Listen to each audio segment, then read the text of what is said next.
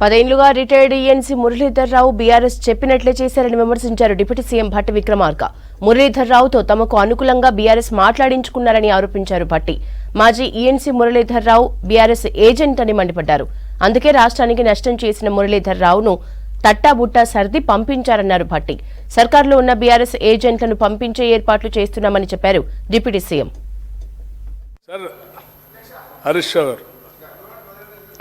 Sir, నేను వారు మాట్లాడిన తర్వాత పూర్తిగా మాట్లాడిన తర్వాత నేను మాట్లాడదాం అనుకున్నాను.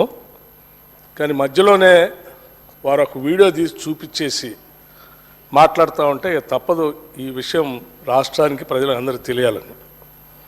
మురళీధర్ రావు గారు మాట్లాడినటువంటి ఈఎన్సీ మాట్లాడినటువంటి మాటల్ని సభలో వీడియో ద్వారా చూపిస్తూ ఉన్నారు.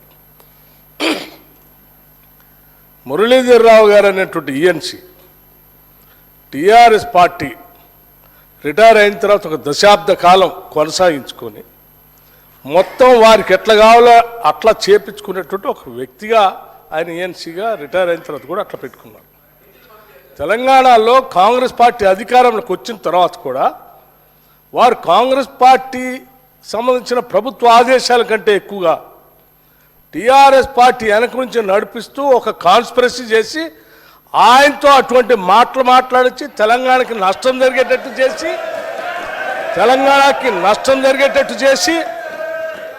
తెలంగాణ కోసం పోరాటం చేస్తూ నీళ్ల కోసం పోరాటం చేస్తూ కేఆర్ఎంబికి ఎట్టి పరిస్థితుల్లో మా ప్రాజెక్టులు ఒప్పజెప్పమని మా ముఖ్యమంత్రి, మా నీటిపారుదల శాఖ మంత్రి ఇద్దరు ఒక స్టాండ్ తీసుకొని గట్టిగా రాష్ట్రం కోసం పోరాటం చేస్తూ ఉంటే మీ ఏజెంటు మీ కాన్స్పిరసీతో అది మాట్లాడించి దాన్ని తీసుకొచ్చి మళ్ళీ సభలో చూపించి ఇవన్నీ చేస్తూ ఉన్నారు. మాకు తెలిసిన తర్వాతనే వారిని తట్టబుట్ట అంతా సరిది ఇంటికి పంపించాం.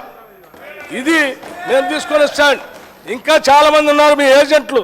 ఆ ఏజెంట్ల సంగతి కూడా ఒకళ్ళ తర్వాత ఒకళ్ళు అన్నీ బయటికి తీసి ఈ రాష్ట్రానికి ఎంత నష్టం చేస్తున్నారో ఆ నష్టాన్ని అంతా కూడా ప్రజలు చెప్పి తీసుకోవాల్సిన చర్యలన్నీ తీసుకుంటాం.